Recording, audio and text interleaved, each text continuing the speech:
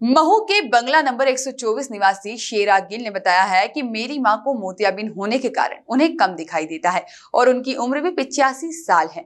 मेरा ऑपरेशन हुआ है जिससे मैं चल फिर नहीं सकता हूँ। फरवरी में मेरे बड़े भाई का देहांत हो गया था तो मेरी मां ने तीसरे नंबर के भाई RS गिल जो कि सीतानगर में रहते थे उनको बंगला नंबर 124 में हमारे घर पर बुला लिया था और उनको रहने के लिए ऊपर वाले 2 कमरे दे दिए गए थे। मेरे बड़े भाई का 13वां और सवा महीने का कार्य निपटने के बाद अप्रैल माह से ही मेरे भाई की बहू अर्थात मेरी भाभी के द्वारा हम लोगों को प्रताड़ित किया जा रहा है और घर में गंदगी भी फेंकी जा रही है। मेरी माँ के बेडरूम में गंदगी फेंकी जा रही है। हमारा पानी का नल कनेक्शन भी टंकी से काट दिया गया है। साथ ही में हमारी बिजली भी काट दी जाती है। हम नरकीय जीवन जी रहे हैं। मेरी माँ और मेरे अलावा मेरी बहन है जो हमारी देखरेख करती है।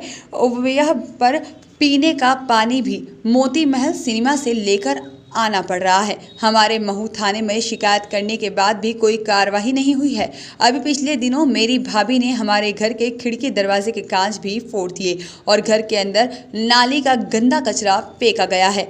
थाने जाकर हमारी झूठी शिकायत की गई कि हम उसे मारते हैं, जबकि मेरी माँ को कम दिखता है और मैं वॉकर के बिना चल फिर नहीं सकता हूँ और मेरी बहन जो हमारी देखभाल करती है।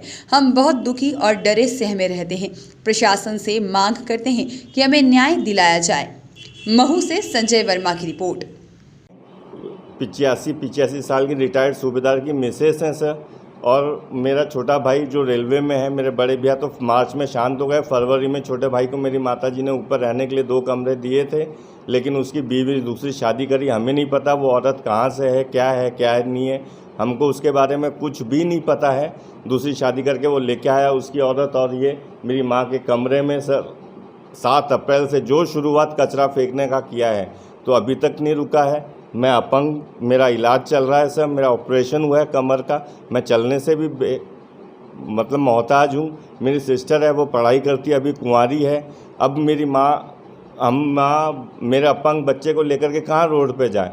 वो पूरी कोशिश कर रहा है कि हमको इस घर से निकाल दिया जाए। हमारे आगे क्या पीछे क्या सब दूर कचरा ही कचरा फैला रखा है, जो हमने आपको दिखा दिया है। हम प्रशासन से अपनी मदद की गुहार चाहते हैं। हमने कलेक्टर कमिश्नर सबको लिखित में कंप्लेंटें कर दी। मऊ थाने जा कर के मेरी माँ मोतियाबिंद दिखाई नहीं देता, फिर भी जैसे तैसे जा कर के खड़ी होती हैं। 2-2 घंटे थाने पे बैठ कर के आ गई हैं, लेकिन उन्होंने कंप्लेंट लिख ली, लेकिन कार्रवाई कुछ भी नहीं हुई है। और हम जेल से बदतर ज़िंदगी अपने घर में काट रहे हैं। उनके एक तो कुत्ते पाल रखे हैं जिसके कारण हम गेट से बाहर निकलने से डरते हैं कि वो काट नहीं लें। अब माँ मेरी 11-11 बजे तक ऑर्फियम से पानी भरती है। हमारे नलों के कनेक्शन काट दिए नीचे आने के, हमारे किसी नल में पानी नहीं आता। 8-8 10-10 दिन हम बिना बिजली के रहते हैं, दिए जला कर के रहते हैं। मतलब हम नर्क से भी बदतर ज़िंदगी जी रहे हैं, मेरी माँ, मैं और मेरी बहन। मेरा शमशेर सिंह गिल, मैं इस माता जी का दूसरे नंबर का बेटा हूँ। पहला वाला 13 मार्च को शांत हो गया और 2